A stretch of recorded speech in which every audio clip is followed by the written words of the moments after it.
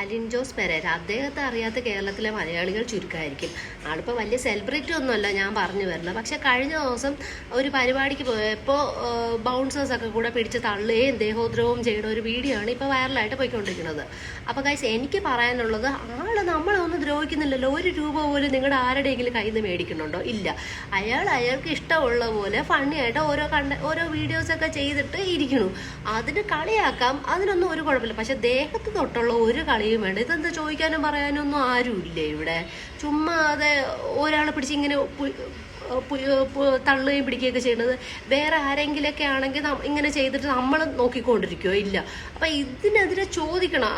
ഇങ്ങനെ ദേഹത്ത് തൊട്ടുള്ള ഒരു കളിയും വേണ്ടെന്നാണ് പറയണത്. ഇങ്ങനെ ഈ വീഡിയോസൊക്കെ എടുത്ത് അർമാദിച്ച് ഓരോ വ്ളോഗേഴ്സൊക്കെ എടുത്ത് കണ്ടന്റ് വീഡിയോ ഒക്കെ ഇടുവാണ് കളിയാക്കിയിട്ട്.